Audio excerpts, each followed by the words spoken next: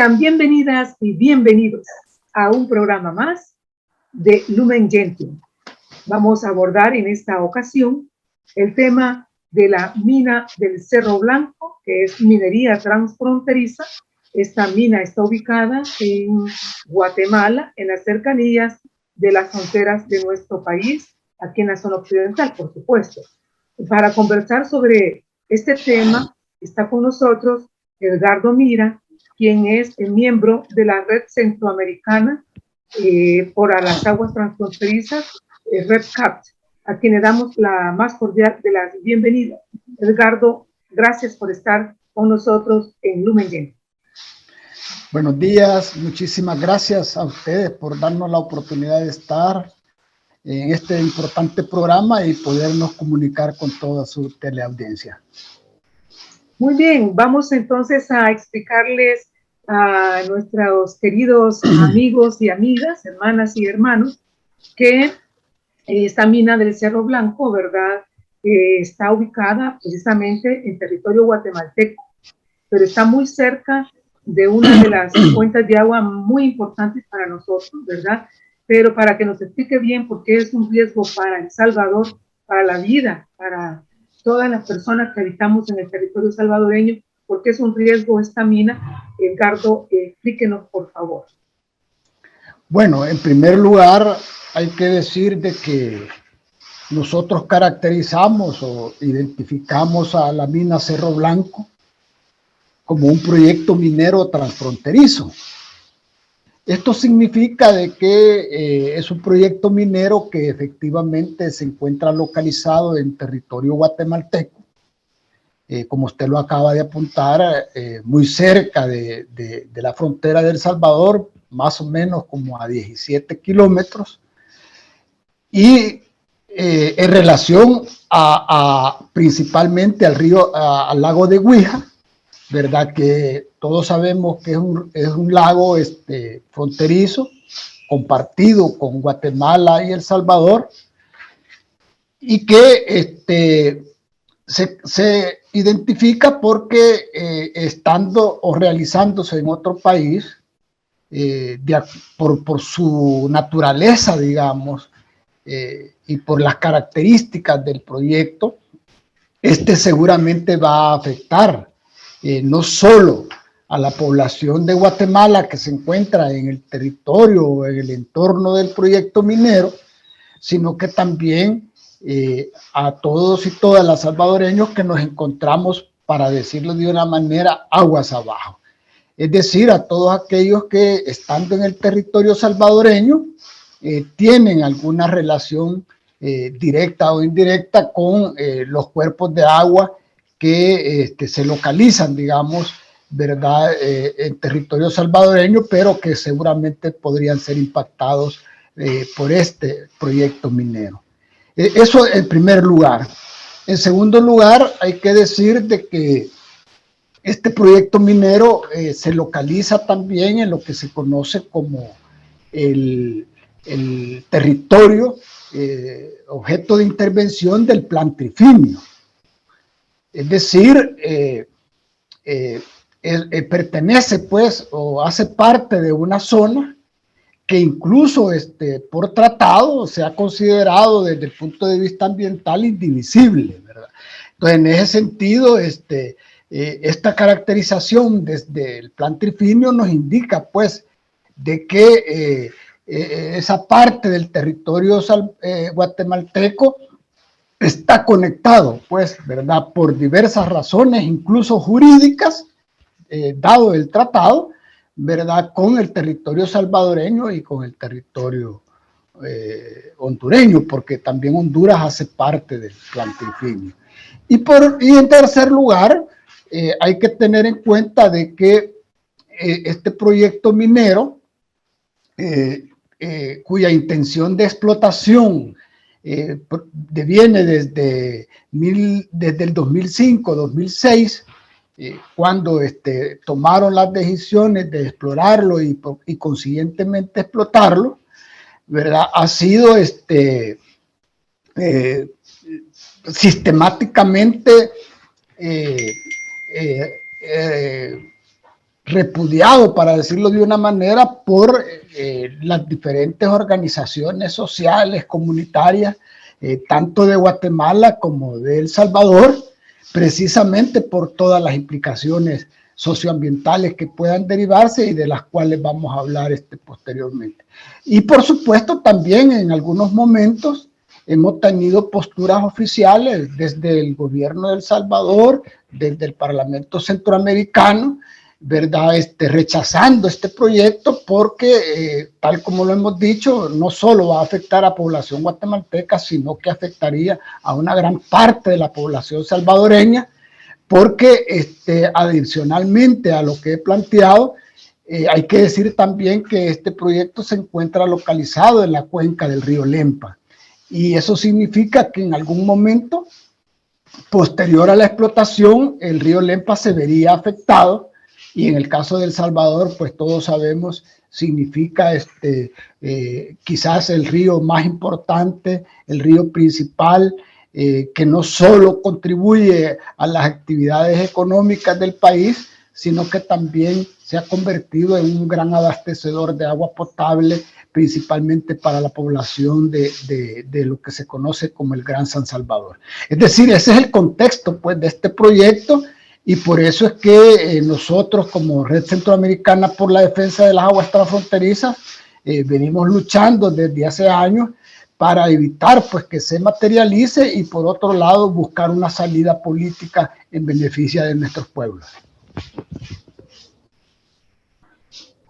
Gracias, Edgardo, por explicarnos tan gráficamente la situación que está afectando, o que se podría dar esta afectación a este cuerpo de agua, y por supuesto a toda la población, ¿verdad?, que depende del agua, sin duda alguna.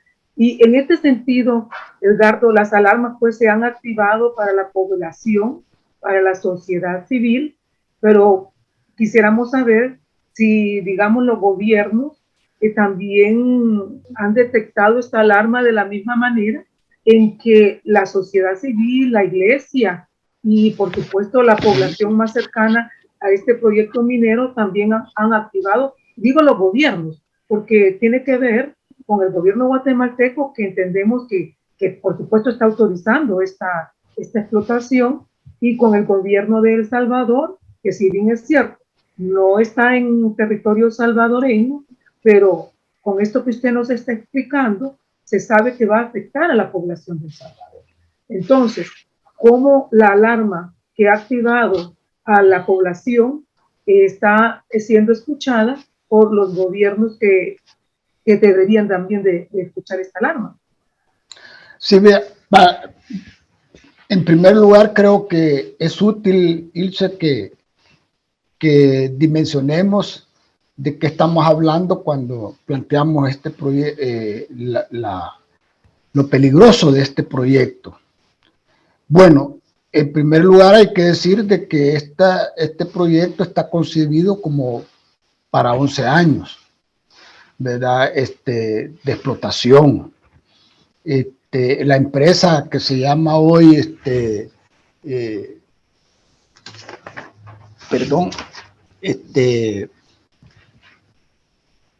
Bluestone Resources ha tomado la decisión de retomar la explotación y está preparando el estudio de impacto ambiental que se supone que va a ser presentado en estos días. Ellos están hablando de que van a explotar más o menos 1.500 millones perdón, 1.500.000 onzas de oro, ¿verdad? Y más o menos 10 millones de onzas de plata, y que van a extraer aproximadamente 15.000 toneladas de roca por día. Desde el punto de vista de la utilización del agua no dicen nada, pero todos sabemos que hay proyectos que utilizan 10, 15 litros de agua por segundo, ¿verdad? Lo cual implicaría millones y millones de litros de agua diarios y mensuales, etcétera, etcétera. Asimismo, hay que decir de que este proyecto minero se localiza en una zona de agua termal, es decir, el proyecto está sobre un acuífero termal, Eso significa que son aguas superiores a 60, 70, 80 grados centígrados y la temperatura desde luego depende del nivel de profundidad en la que ésta se encuentra. Es decir, de entrada podemos decir que es un proyecto sumamente peligroso. A eso hay que agregarle, pues, ¿verdad?, de que esta es una zona donde por naturaleza encontramos arsénico, metales pesados como el boro, agua azufrada, etcétera, etcétera. Puedes decir, estamos frente a un proyecto que se encuentra ya localizado en un acuífero termal, que también es un agua contaminada naturalmente, ¿verdad? Y eso significa que para desarrollar el proceso de explotación tienen que extraer esa agua contaminada y ubicarla en algún lugar, ¿verdad? Y como todos sabemos, las empresas ofrecen plantas de tratamiento, infraestructura para el tratamiento, pero al final lo que hacen es lo más fácil, pues, que es lanzarlo a las quebradas y que esta, digamos, recorra el territorio que tenga que recorrer por su propia inercia. Sin importar las consecuencias que esto pueda generar aguas abajo. Eso claro, creo que ha sido denunciado en diferentes proyectos. Perdón que interrumpa, Edgardo, por favor, mantenga la idea para continuarla desarrollando. La vamos a desarrollar en la siguiente sección. Vamos a hacer una pequeña pausa y regresamos en un momento. Usted está sintonizando el programa Lumen Gentium aquí en TVK. Regresamos. Ya regresamos con tu espacio de entrevistas Lumen Gentium.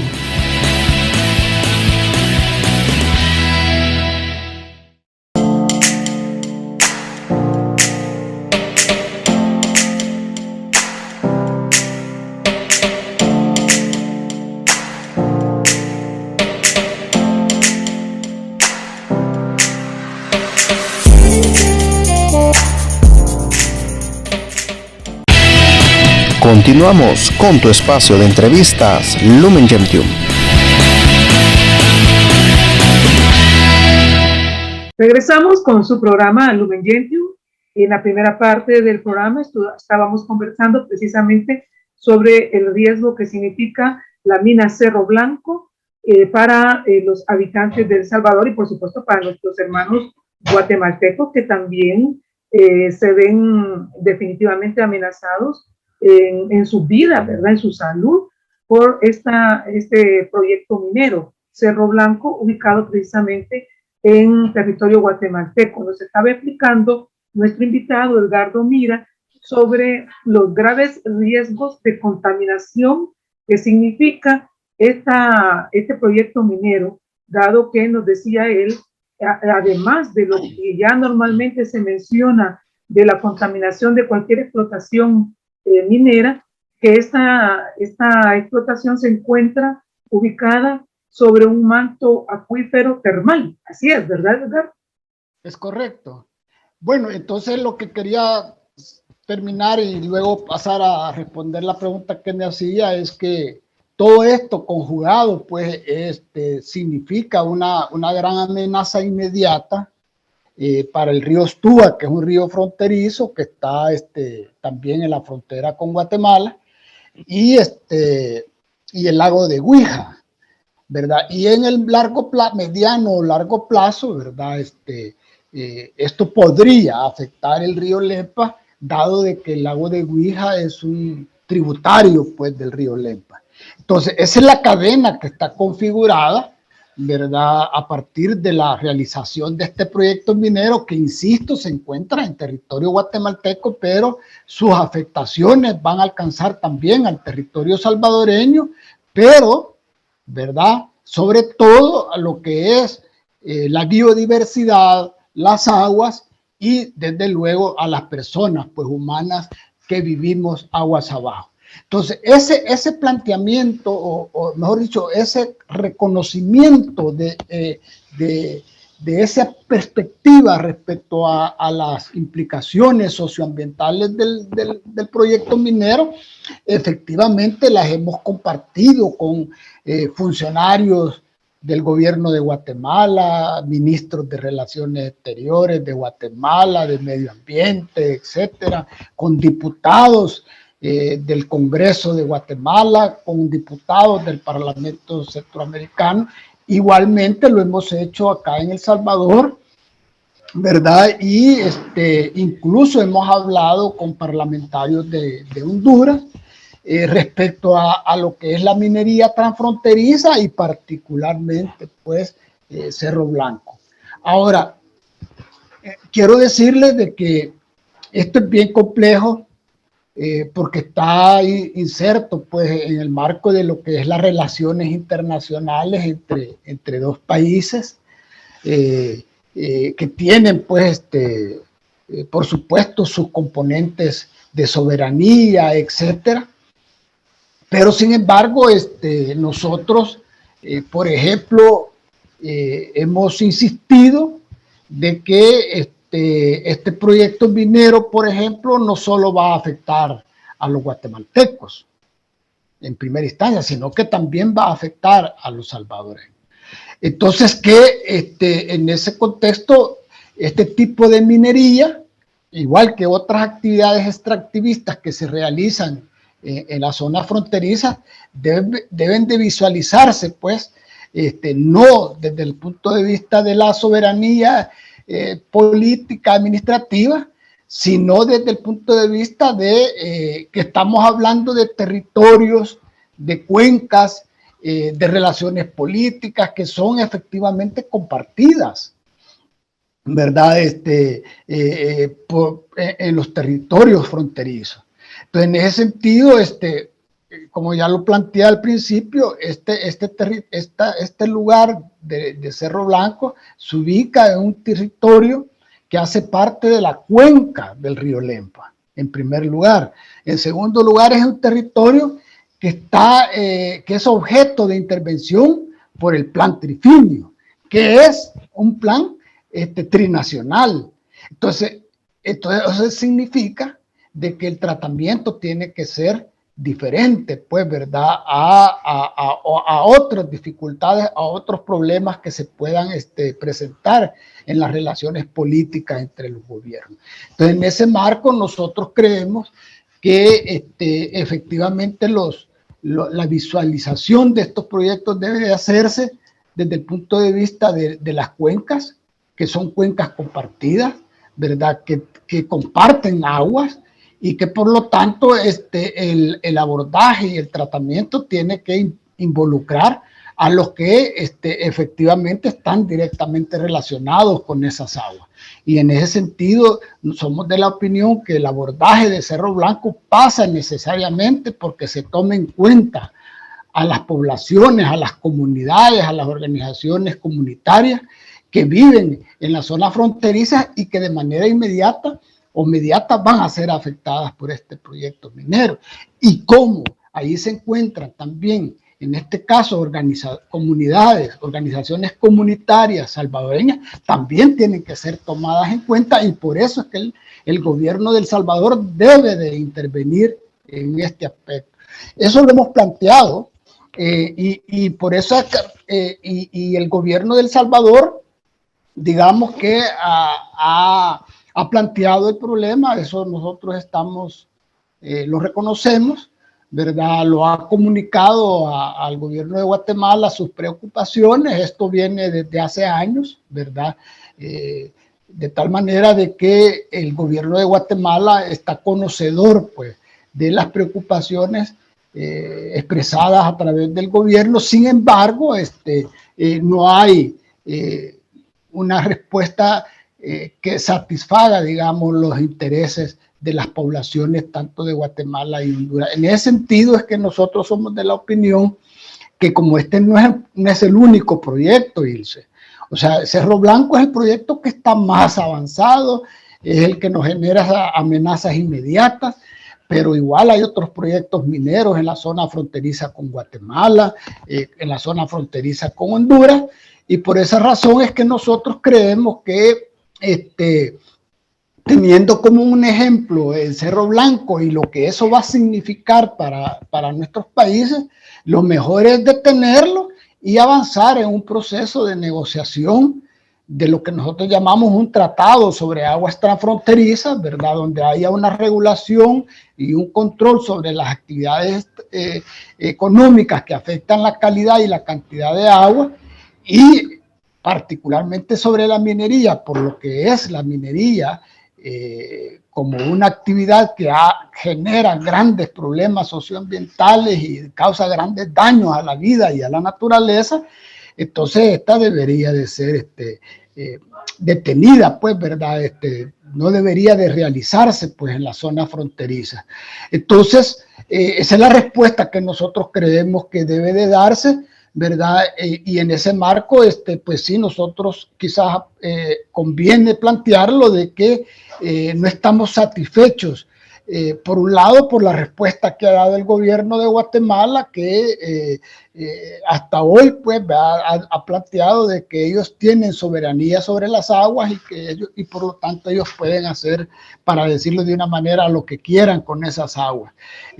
A nosotros nos parece de que esa es una posición bastante nefasta para los intereses de su misma población y por supuesto para la población salvadoreña, vulnera derechos humanos, ¿verdad? Y también los derechos humanos no tienen frontera, como el agua tampoco tiene frontera. Entonces, en ese sentido, el abordaje tiene que ser distinto, ¿verdad? Tiene que haber un abordaje con un sentido y un espíritu de cooperación entre los pueblos, ¿verdad? De tal manera de que lo que haya es una cogestión o una gestión conjunto de manera cooperativa, solidaria, ¿verdad? De tal forma de que más bien ejerzamos un gran esfuerzo de contribuir, pues, ¿verdad? A salvaguardar el agua en estas zonas y que ésta efectivamente se convierta en un factor de vida, de reproducción de vida, tanto de la naturaleza como de la persona humana.